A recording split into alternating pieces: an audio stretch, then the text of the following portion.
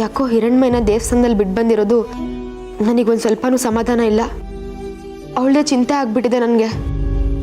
ರಶ್ಮಿ, ಗಾಬರಿ ಆಗಬೇಡ. ಈಗ ನಿನ್ನ ಮಗಳು ಎಲ್ಲಿದ್ದಾಳೆ ಹೇಳು? ಅಮ್ಮನೋ ಸನ್ನಿಧಾನದಲ್ಲಿ.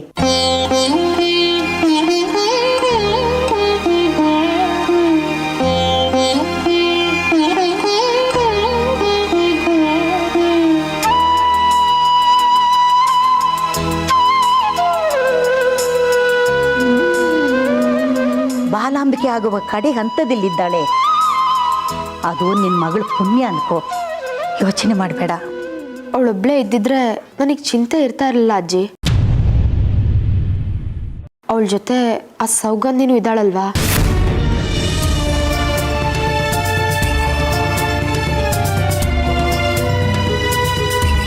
ಅದಕ್ಕೆ ಮನ್ಸಲ್ಲಿ ಒಂಥರ ಕೊರಿತಾ ಇದೆ.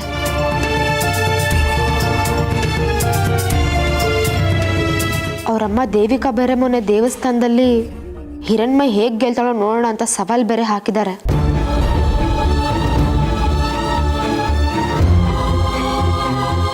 ಅದು ಅಲ್ಲದೆ ಎಲ್ಲ ಸ್ಪರ್ಧಿಗಳು ಹೋಗಿ ಅವರಿಬ್ಬರೇ ಉಳ್ಕೊಂಡಿದ್ದಾರೆ.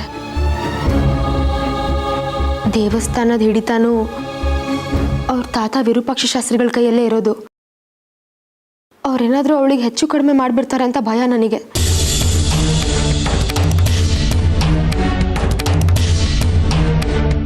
ನಮ್ಮ ಮಗಳು ಯಾರು? ದೇವ್ರ ಮಗಳು.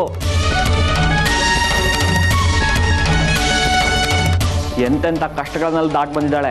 ನಾವು ನೋಡದೇ ಇರೋ ಕಾಡ್ಗೆಲ್ಲ ಹೋಗಿ ಅಪಾಯದಿಂದ ಪಾರಾಗಿ ಬಂದಿದ್ದಾಳೆ.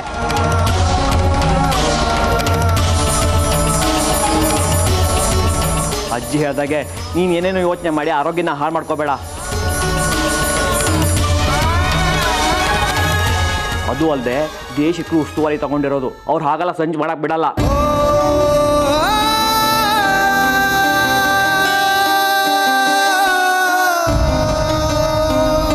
ನಾನು ಮಾತ್ರ ಹಿರಣ್ಮಯ್ಯಗೆ ಏನಾದರೂ ಆಗುತ್ತೆ ಅಂತ ಕೊರ್ಗೋದು ಯಾಕೆ? ನಿಮ್ಗಳ ಧೈರ್ಯನೇ ನಂಗೂ. ಆಹಾ, 9 ತಿಂಗಳು ತಾನೇ ಹೊತ್ತು ಹೆತ್ತವಳಂಗೆ ಆಡ್ತಿದ್ದಾಳೆ. ಅದೇನು ಪ್ರೀತಿನೋ ಆ ಮಲಮಗಳ ಮೇಲೆ. ತಾನೇ ಒಂದು ಮಗುನ ಹೆರಬೇಕು ಅನ್ನೋ ಯೋಚನೆ ಕೂಡ ಇಲ್ಲ ಇವಳಿಗೆ. ರೀ, ನಿಮಗೆ ಹಾಲು ತಂದ್ಕೊಡ್ಲಾ? 3 ದಿನದಿಂದ ನೀವು ಪೂಜೆ ಧ್ಯಾನ ಅಂತ ಏನೂ ತಿಂದಿಲ್ಲ. ಹಾಲಾದ್ರೂ ಕುಡೀರಿ, ಹೊಟ್ಟೆ ತಣ್ಣಗಾಗತ್ತೆ. ಇಲ್ಲ ದೇವಿಕಾ, ಈಗ ತಣ್ಣಗಾಗಬೇಕಾಗಿರೋದು ನನ್ನ ಹೊಟ್ಟೆ ಅಲ್ಲ, ನನ್ನ ಮನಸ್ಸು. ನನ್ನ ಮಗಳನ್ನ ಗೆಲ್ಸೋವರೆಗೂ ನನಗೆ ನೆಮ್ಮದಿ ಇಲ್ಲ, ಶಾಂತಿ ಇಲ್ಲ, ಹಸುವಿಲ್ಲ, ನಿದ್ದೆ ಇಲ್ಲ. ಏನು ಬೇಡವಾಗಿದೆ ನನಗೆ. ರೀ, ನೀವೇನೂ ಹೇಳಲ್ಲ ಅಂದರೆ ನಾನೊಂದು ಮಾತು ಹೇಳಲಾ? ಮೊದಲು ಹೇಳು, ಕೇಳೋದು ಬಿಡೋದು ಆಮೇಲೆ ನಿರ್ಧಾರ ಮಾಡ್ತೀನಿ. ಹಿರಣ್ಮಯಿನ ಸೋಲ್ಸೋ ಪ್ರಯತ್ನ ಎಲ್ಲ ವಿಫಲ ಆಗ್ತಿದೆ ಕಣ್ರಿ. ನಿಮ್ಮ ಶಕ್ತಿನೂ ಮೀರಿ ಅವಳು ಎಲ್ಲ ಗೆಲ್ತಾ ಬಂದಿದ್ದಾಳೆ ಅಂದರೆ ನಂಗೆ ಯಾಕೋ ಭಯ ಆಗ್ತಿದೆ.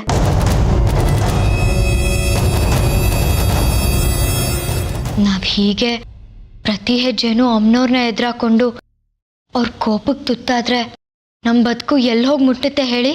ಅಂದರೆ ನಿನಗೂ ಭಯ ಶುರು ಆಯ್ತಾ ಅಥವಾ ನನ್ನ ಮೇಲೆ ನಂಬಿಕೆ ಹೋಯ್ತಾ? ಅಲ್ಲ ರೀ, ಈ ವಿಷಯಕ್ಕೆ ಅಮ್ಮನವ್ರು ಕೋಪ ಮಾಡಿಕೊಂಡ್ರೆ ನಾವು ಉಳಿತೀವ? ಮಹಾತಾಯಿ ಉರಿಗಣ್ಣನ ನಾವು ಸಹಿಸ್ಕೊಳಕ್ಕಾಗತ್ತಾ? ಅದಕ್ಕೆ ಏನು ಮಾಡಬೇಕು ಅಂತ ನಿನ್ನ ಸಲಹೆ? ಬಿಟ್ಬಿಡೋಣ ರೀ ಈ ಸ್ಪರ್ಧೆ ವಿಚಾರನ ಇಲ್ಲಿಗೆ. ಈ ಸ್ಪರ್ಧೆಯಿಂದ ನಾವು ಹಿಂದೆ ಸರಿದ್ರೆ ನಮ್ಮ ಮಗಳು ಬಾಲಾಂಬಿಕೆ ಆಗಲ್ವಲ್ಲ, ಅವಳ ಆಸೆನ ನಾವು ನೆರವೇರ್ಸಕ್ಕಾಗಲ್ವಲ್ಲ. ನಮ್ಮ ಮಗಳು ಬಾಲಾಂಬಿಕೆ ಆಗಬೇಕು ಅಂತ ಅಮ್ಮನವ್ರ ಇಚ್ಛೆ ಆಗಿದ್ರೆ ಅದನ್ನು ಯಾರೂ ತಪ್ಸಕ್ಕಾಗಲ್ಲ. ಹಾಗಾಗಕ್ಕಾಗಲ್ಲ ಅಂತಿದ್ರೆ ನಾವು ಎಷ್ಟೇ ಪ್ರಯತ್ನ ಪಟ್ಟರು ಅದಾಗಕ್ಕೆ ಸಾಧ್ಯ ಇಲ್ಲ ಅಲ್ವಾ? ದೇವಿಕಾ, ನೀನು ಯಾವತ್ತು ದೇವಸ್ಥಾನಕ್ಕೆ ಹೋಗಿ ಅವ್ರಿಗೆ ಸವಾಲ್ ಹಾಕಿ ಬಂದಿದ್ಯಾ, ನೆನಪಿಲ್ವಾ? ಅದ್ರ ಪರಿಣಾಮ ನೋಡ್ತಾ ಇದ್ದೀವಲ್ಲ ರೀ. ನಾನು, ನೀವು, ಮಗಳು ಎಲ್ಲರೂ ನೆಮ್ಮದಿ ಕಳ್ಕೊಂಡು ಕೂತಿದ್ದೀವಿ. ಬೇಕಾಗಿರ್ಲಿಲ್ಲ ನಮ್ಗೆ ಈ ಸ್ಪರ್ಧೆ. ಬಿಟ್ಬಿಡೋಣ ಇಲ್ಲಿಗಿದನ್ನ. ನಮ್ಮ ಮಗಳು ಸೌಗಂಧಿಗೆ ನಾನು ಸಮಾಧಾನ ಮಾಡ್ತೀನಿ, ತಿಳಿಸಿ ಹೇಳ್ತೀನಿ. ಇಲ್ಲ ದೇವಿಕಾ, ಈಗ ನೀನು ಹೇಳೋ ಹಾಗೆ ಅಷ್ಟು ಸುಲಭವಾಗಿ ಸೋಲನ್ನು ಒಪ್ಕೊಳ್ಳೋಕೆ ಸಾಧ್ಯನೇ ಇಲ್ಲ. ಈಗ ಹಾಗೆಲ್ಲ ಹಿಂತೆಗೆಯೋಕೆ ನಾನೇನು ಸಾಮಾನ್ಯವಾದ ವ್ಯಕ್ತಿ ಅಲ್ಲ ದೇವಿಕಾ. ವೇದಶಾಸ್ತ್ರ ಪಾರಾಯಣ ಮಾಡಿರೋ ವಿರೂಪಾಕ್ಷ ಶಾಸ್ತ್ರಿಗಳ ಮಗ. ಹಿಮಾಲಯ ಕಾಶಿಗೆಲ್ಲ ಹೋಗಿ ವೇದ ಮಂತ್ರ ತಂತ್ರಗಳನ್ನ ಕರಗತ ಮಾಡ್ಕೊಂಡು ಬಂದಿರೋನು. ಆ ಮಹಾತಾಯಿ ಕೇವಲ ಹಿರಣ್ಮಯಿ ಸ್ವತ್ತಲ್ಲ, ಅವಳು ಇಡೀ ಬ್ರಹ್ಮಾಂಡಕ್ಕೆ ಬೇಕು. ನಾನು ಮಂತ್ರ ಹೇಳಿ ಕರೆದ್ರೆ ನನ್ನ ಮುಂದೆನೂ ಬಂದು ನಿಂತ್ಕೋಬೇಕು.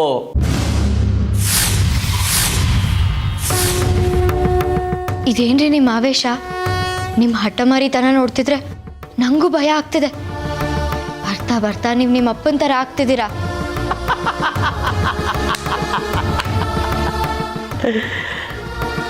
ಈ ವಿಷಯದಲ್ಲಿ ನಾನು ನಮ್ಮ ಅಪ್ಪನಿಗಿಂತ ಒಂದು ಕೈ ಮೇಲೆ ಹೋಗ್ಬೇಕು ಅಂತ ಆಸೆ ಪಡ್ತೀನಿ ದೇವಿಕಾ. ನಾನು ಆ ಮಹಾತಾಯಿನ ಸೋಲಿಸ್ಬೇಕು. ನಾಳೆ ನಡೆಯೋ ಸ್ಪರ್ಧೆಯಲ್ಲಿ ಆ ಹಿರಣ್ಮಯಿ ಸೋಲೋದನ್ನ ಮಹಾತಾಯಿನೂ ತಪ್ಪಿಸೋದಿಕ್ಕಾಗಲ್ಲ. ನಾನ ಅಮ್ನೋರ ನೋಡೇ ಬಿಡ್ತೀನಿ.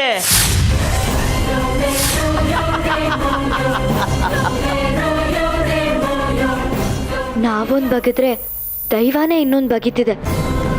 ಅದು ಯಾಕೆ ಇವ್ರಿಗೆ ಅರ್ಥ ಆಗ್ತಿಲ್ಲ? ಕೆಟ್ಟವ್ರನ್ನ ಎದುರಾಕೊಂಡ್ರೆ ದೈವ ನಮ್ಮನ್ನು ಕಾಪಾಡುತ್ತೆ, ದೈವನೇ ಎದುರಾಕೊಂಡ್ರೆ ನಮ್ಮನ್ನು ಯಾರು ಕಾಪಾಡ್ತಾರೆ?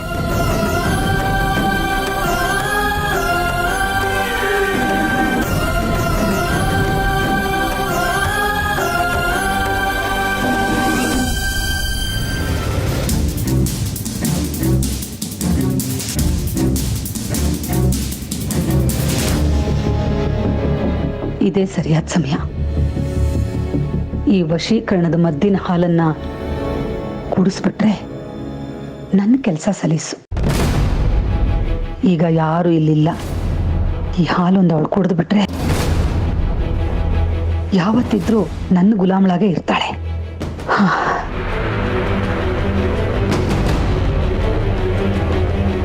ರಶ್ಮಿ, ರಶ್ಮಿ, ಏನಮ್ಮ? ಏನ್ ಮಾಡ್ತಿದೀಯೇ? ಹಾಸಿಗೆ ಒದರ್ತಾ ಇದ್ದೀನಿ. ಹೌದಾ, ಸರಿ ಬಂದೇ ಇರು. ರಶ್ಮಿ, ಏನಮ್ಮ ಕೋಣೆವರೆಗೂ ಬಂದ್ಬಿಟ್ಟಿದ್ಯಾ? ಬೇಜಾರು ಮಾಡ್ಕೋಬೇಡ್ವೆ. ನೀನು ಊಟನೂ ಮಾಡಲಿಲ್ಲ, ಖಾಲಿ ಹೊಟ್ಟೆಲಿ ಮಲಗಬಾರ್ದಲ್ವಾ? ಅದಕ್ಕೆ ನಿನಗೋಸ್ಕರ ಹಾಲು ತಂದಿದ್ದೀನಿ ಕಣೆ. ನಿನ್ನ ಗಂಡ ಬಂದ್ಬಿಟ್ರೆ ನಂಗೆ ಇಲ್ಲಿ ಬರೋದಕ್ಕೂ ಆಗಲ್ಲ. ನಾನು ಯಾವತ್ತಾದ್ರೂ ಹಾಲು ಕುಡಿದು ಮಲಗಿದ್ದೀನ? ನನ್ಗೆ ಹಾಲು ಅಂದ್ರೆ ಆಗಲ್ಲ. ಚಿಕ್ಕ ಮಗು ಥರ ಹಾಲು ತಂದು ಕೊಟ್ಟಿದ್ಯಲ್ಲಮ್ಮ. ಅಯ್ಯಯ್ಯೋ, ಬೇಡ ಅಂತಿದ್ದಾಳಲ್ಲ. ಹೀಗಾದ್ರೆ ನಾನು ಅನ್ಕೊಂಡಿದ್ದೇನು ನಡೆಯಲ್ಲ. ಕುಡಿಯೋದಿಲ್ಲ ಹೌದು, ಆದರೆ ಹಸುನಲ್ಲಿ ಮಲಗಬಾರ್ದು ಕಣೆ. ನಿನ್ನ ದೇವಸ್ಥಾನದಲ್ಲಿ ತಿಂದು ಅದೆಷ್ಟೊತ್ತಾಗಿತ್ತೋ ಏನೋ, ಆ ಪ್ರಸಾದ ಅದು ಹೇಗಿತ್ತೋ ಏನೋ.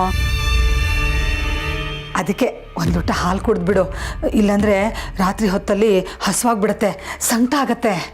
ಯಾವತ್ತೂ ಇಲ್ದಿರೋದು ಇವತ್ತೇನಮ್ಮ ಇಷ್ಟು ಪ್ರೀತಿಯಿಂದ ಒತ್ತಾಯ ಮಾಡ್ತಾ ಇದ್ಯಾ? ಬೇಡ ಅನ್ನಕ್ ಮನ್ಸು ಬರ್ತಾ ಇಲ್ಲ, ಅಲ್ಲಿ ಇಟ್ಟು ಹೋಗು, ಕುಡಿತೀನಿ. ಸರಿ ಕಣೆ, ಇಲ್ಲಿ ಇಟ್ಬಿಟ್ಟು ಹೋಗಿರ್ತೀನಿ, ಮರಿದೆ ಕುಡಿ ಆಯ್ತಾ?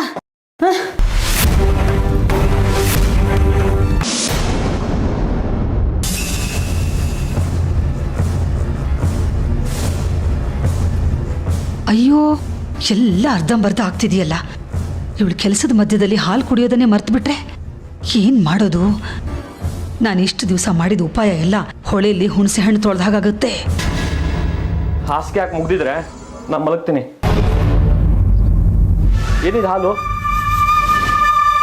ಹಿರಣ್ಮಯಿಗೆ ಅಂತ ತಂದ? ಅವಳು ಇನ್ನೂ ಮನೇಲಿದ್ದಾಳೆ ಅಂತ ಭ್ರಮೇಲಿದೆಯಾ? ಅವಳು ದೇವಸ್ಥಾನ ಅಮ್ಮನವ್ರ ಸನ್ನಿಧಾನದಲ್ಲಿದ್ದಾಳೆ.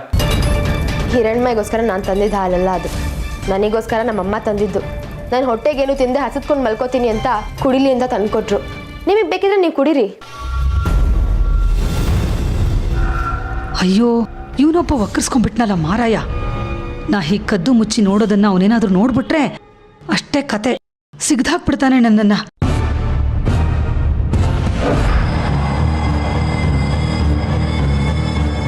ಬೇಕಾದ್ರೆ ಕುಡೀರಿ ಅಂತ ಹೇಳ್ದೆ, ಅದ್ರಲ್ಲೂ ಏನು ತೆಗಿತಾ ಇದ್ದೀರಾ? ನಿನಗೆ ಕೆನೆ ಅಂದ್ರೆ ಆಗಲ್ವಲ್ಲ, ಅದಕ್ಕೆ ಕೆನೆ ತೆಗಿತಿದ್ದೀನಿ. ಅಯ್ಯಯ್ಯೋ, ಇವನ್ ಕುಡಿದ್ರೆ ಏನ್ ಗತಿ? ಮೊದಲೇ ಹುಚ್ಚ, ಒಂದು ಹೋಗಿ ಇನ್ನೊಂದಾದ್ರೆ ದೇವ್ರೇ ಗತಿ. ನಾನು ಊಟ ಮಾಡಿ ಬಂದಿದ್ದೀನಿ, ನೀನೇ ಹಸ್ಕೊಂಡಿರೋಳು. ಒಂದೊತ್ತಿನಲ್ಲಿ ಹಸುವಾಗುತ್ತೆ, ಕುಡಿದು ಮಲಗು. ಅಬ್ಬಾ, ಬದುಕಿದೆಯಾ ಬಡಜೀವವೇ? ಇದು ಹೀಗೆ ಸಾಗಿದ್ರೆ ಚೂಟಾಟನೇ ಆಗತ್ತೆ. ಏನಾದರೂ ಮಾಡಬೇಕಲ್ವಾ?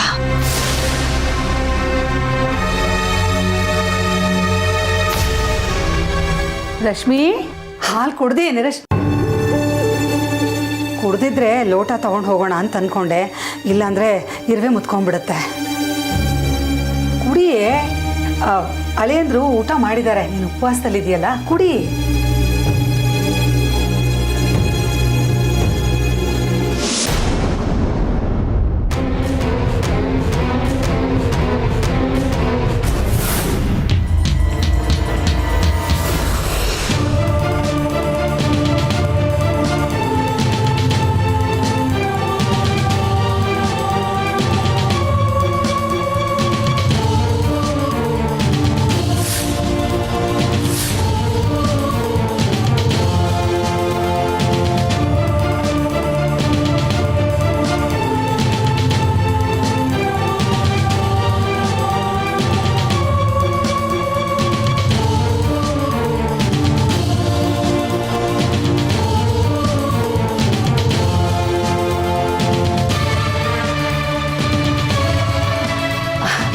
ಅಬ್ಬಾ, ಅಂತೂ ಕುಡ್ದಿಯಲ್ಲೇ.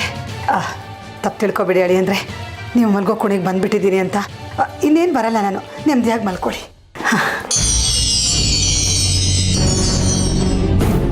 ನಾಳೆ ದೇವಸ್ಥಾನದಲ್ಲಿ ಹಿರಣ್ ಮೇಘ್. ನನಗೆ ತುಂಬ ನಿದ್ದೆ ಬರ್ತದೆ ಬಂಗಾರಿ ಅವರೇ, ನಾನು ಮಲ್ಕೋತೀನಿ.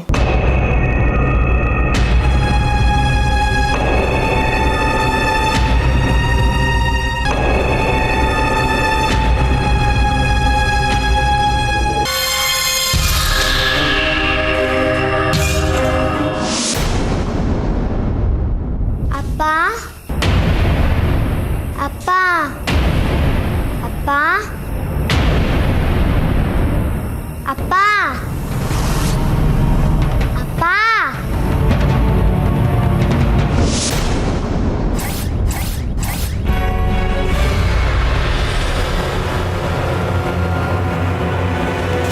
ಏಯ್, ಏನು ಬೇಕು? ಏನು ಬೇಕು ನಿಮಗೆ? ಯಾಕೆ ಹೀಗೆ ನನ್ನ ಮಗಳು ಚಿತ್ರಿಕೆಗಳ ಥರ ಗೋಚರಿಸ್ತಿದ್ದೀರಾ? ಅಪ್ಪ, ಈ ಸ್ಪರ್ಧೆಲಿ ನಾನು ಗೆಲ್ತೀನಿ ಅಂತ ಹೇಳಿದ್ದೀರಲ್ಲ, ನಾನು ನಿಜ ಗೆಲ್ತೀನ ಅಪ್ಪ? ನಾನೇ ಬಾಲಾಂಬಿಕೆ ಆಗ್ತೀನಿ, ನೀನೇನು ಚಿಂತೆ ಮಾಡಬೇಡ ಅಂತ ಹೇಳಿದ್ರಿ. ನಿಜವಾಗ್ಲೂ ನನಗೆ ಬಾಲಾಂಬಿಕೆ ಮಾಡೋದಕ್ಕೆ ನಿಮಗೆ ಶಕ್ತಿ ಇದೆಯಾ ಅಪ್ಪ? ನೀನು ಮಾಡಿರೋ ಪ್ರಯೋಗ ಎಲ್ಲ ಮೀರಿ ಆ ಹಿರಣ್ಮಯಿ ಗೆಲ್ತಾ ಇದ್ದಾಳೆ, ನಾನೆಲ್ಲ ಸೋಲ್ತಾನೆ ಇದ್ದೀನಿ. ಇದು ಹೇಗಪ್ಪ ಸಾಧ್ಯ ಆಯಿತು? ಅವಳಿಗೆ ಮಹಾತಾಯಿ ಅನುಗ್ರಹ ಇದೆ, ಅವಳನ್ನ ನೀವೇನು ಮಾಡೋಕ್ಕಾಗಲ್ಲ.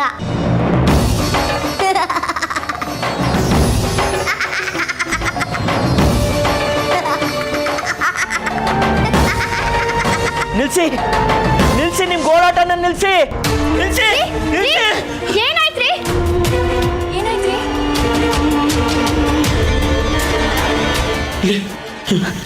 ಇಲ್ಲೇ ಇದ್ರು ಕಡೆ 4 ಜನ ಸುಗಂಧಿಯರು ನನಗೇನೇನೋ ಪ್ರಶ್ನೆಗಳು ಕೇಳ್ತಿದ್ರು. ಇಲ್ಲೇ ಇದ್ರು ರೀ.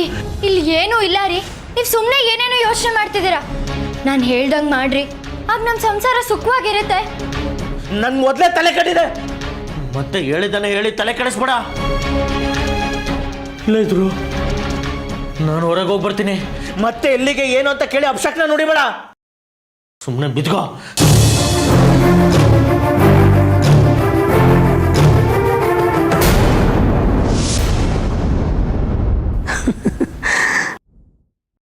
ಆಯ್ತು, ಇನ್ನಾಯ್ತು. ನನ್ನ ಮಗಳು ರಶ್ಮಿ ನನ್ನ ಕೈ ವಶ ಆಗ್ಬಿಟ್ಲು. ಇನ್ನೇನಿದ್ರು ಅವಳು ನನ್ನ ಕೈ ಗೊಂಬೆ. ನಾ ಕೀ ಕೊಟ್ರೆ ಮಾತ್ರ ನಡೀತಾಳೆ. ಅವಳು ಕೂತ್ಕೊಳ್ಳೋದಕ್ಕೂ ಹೇಳೋದಕ್ಕೂ ನನ್ನ ಅನುಮತಿ ಪಡಿಬೇಕು.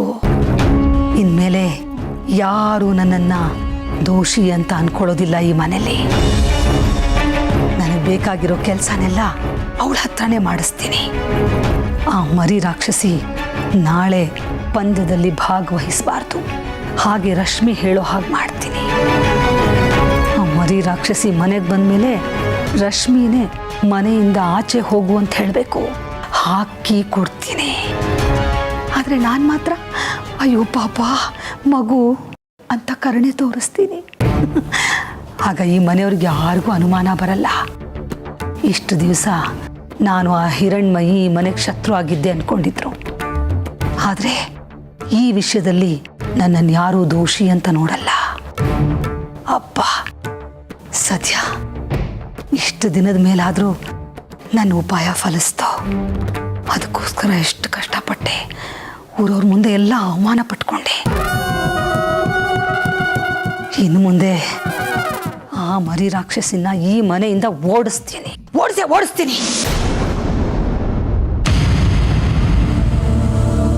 ಸೀತಾ, ಯಾರು ನೋಡಿಸ್ತೀಯ? ಏನೇ ಯಾಕೆ ಹೀಗೆ ಬಡಬಡಿಸ್ತಾ ಇದೆಯಾ? ಏನು ನಿನ್ನ ಹಳೆ ಚಾಳಿನಾರ ಮತ್ತೆ ಶುರು ಮಾಡ್ಕೊಂಡಿಯಾ ಹೆಂಗೆ? ರೀ, ಮಲಗಿದ ತಕ್ಷಣ ಕನಸು ಕಾಣ್ತಾ ಇದ್ದೀರಾ ನೀವು? ನಾನೇನು ಮಾತೇ ಆಡಿಲ್ವಲ್ರಿ. ಏನು ಹೇಳ್ತಾ ಇದ್ರೆ ನಂಗೊಂದು ಅರ್ಥ ಆಗ್ತಿಲ್ಲ. ನನಗೆ ಬಾಯಾರಿಕೆ ಆಗಿತ್ತು, ಹೋಗಿ ನೀರು ಕುಡಿದ್ಕೊಂಡು ಬಂದು ಕೂತಿದ್ದೀನಿ. ಇನ್ನೇನು ಮಲಗಬೇಕು. ಅಷ್ಟರಲ್ಲಿ ನೀವು ಓಡಿಸ್ತೀಯಾ ಅಂತ ಏನೋ ಎದ್ಬಿಟ್ರಿ. ಏನಂದ್ರೆ ನೀವು ಹಳೆ ಚಾಳಿನ? ಬುದ್ಧಿ ಇದೆಯೇನ್ರಿ ನಿಮಗೆ? ಎಲ್ಲ ಸರಿ ಹೋಗಿದೆ ಅಂತ ಸುಸೂತ್ರವಾಗಿ ನಾನು ಇದ್ದೀನಿ. ನೀವಿನ್ನೇನೋ ಹೊಸ ಶುರು ಹಚ್ಕೊಂಡ್ಬಿಡ್ಬೇಡಿ. ಮೊದಲೇ ನಿಮಗೆ ನಿದ್ದೆಯಲ್ಲಿ ಎದ್ದು ಓಡಾಡೋದು ಅಭ್ಯಾಸ ಇದೆ.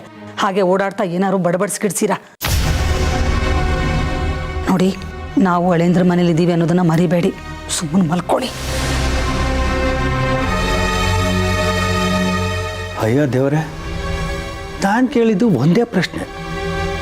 ಇವಳೇನು ಬಡಬಡ ಅಂತ ಏನೇನು ಹೇಳ್ತಾ ಇದ್ದಾಳೆ? ಇವಳೇ ಕನಸು ಕಾಣ್ತಾ ಇದ್ದಾಳ? ಇಲ್ಲ ನನಗೆ ಕನಸು ಬೀಳ್ತಾ ಇದೆಯಾ? ಇವಳು ಹಳೆ ಚಳಿ ಏನಾರ ಮಾತ್ರ ಶುರು ಮಾಡ್ಕೊಂಡ್ಲ ಹೆಂಗೆ? ಹಂಗೇನಾರ ಆದರೆ ಏನಪ್ಪ ಕತೆ? ತ್ರಿಪುರ ಸುಂದ್ರಿ, ನೀನೇ ಕಾಪಾಡಬೇಕು ತಾಯಿ.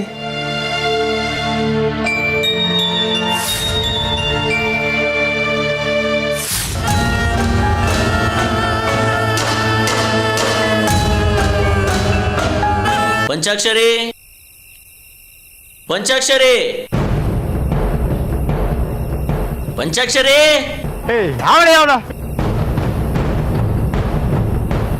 ಇರೋಪ್ಪ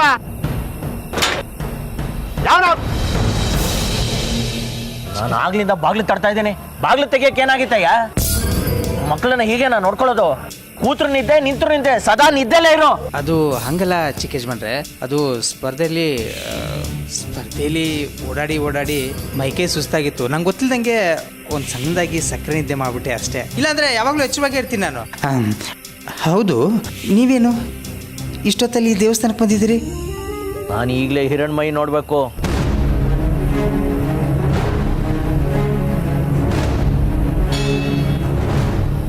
ಏನಂದ್ರೆ ಹಿರಣ್ಮಯಿ ನೋಡ್ಬೇಕಾ? ನಿಮ್ಮ ಮಗಳು ಸೌಗಂಧಿ ಅಲ್ವಾ? ನೀವ್ಯಾಕೆ ಹಿರಣ್ಮಯಿ ನೋಡ್ಬೇಕು? ಅವಳ ಜೊತೆ ಚೌಕಾಬಾರ ಆಡಕ್ಕೆ. ಏನು ಚಿಕ್ಕ ಯಜಮಾನ್ರೆ ನೀವು, ನಾನು ಎಚ್ಚರವಾಗಿದ್ದೀನಿ ಇಲ್ಲ ಅಂತ ಪರೀಕ್ಷೆ ಮಾಡಕ್ಕೆ ಈ ಥರ ಹೇಳ್ತಾ ಇದ್ದೀರಾ? ನಾನು ಎಚ್ಚರವಾಗೇ ಇದ್ದೀನಿ. ನಾನು ಹೇಳ್ದಷ್ಟು ಕೇಳು. ನಾನು ಹಿರಣ್ಮಯಿನೇ ನೋಡ್ಬೇಕಾಗಿರೋದು. ಅವಳು ಇರೋ ಕೋಣೆ ಯಾವುದು ಅಂತ ತೋರಿಸು. ಬಾಗ್ಲು ತೆಗಿ. ಆಯ್ತು ಬಿಡಿ, ಅದಕ್ಯಾಕೆ ಇಷ್ಟು ಕೋಪ ಮಾಡ್ಕೋತೀರಾ? ಅಲ್ಲಿ ಮಕ್ಕಳಿಬ್ರು ನಾಳೆ ಸ್ಪರ್ಧೆಗೆ ಎಲ್ಲ ಸಿದ್ಧತೆ ಮಾಡಿಕೊಂಡು ನೆಮ್ಮದಿಯಾಗಿ ಮಲಗಿದ್ದಾರೆ. ಇಂಥ ಹೊತ್ತಲ್ಲಿ ನೀವು ನೋಡಬೇಕು ಅಂದರೆ ಅದು ನಿಯಮಕ್ಕೆ ವಿರುದ್ಧ. ಅದು ಅಲ್ಲದೆ ನೀವು ನಿಮ್ಮ ಮಗಳ ಪ್ರತಿಸ್ಪರ್ಧಿನ ನೋಡಬೇಕು ಅಂತ ಕೇಳ್ಕೊತಾ ಇದ್ದೀರಾ.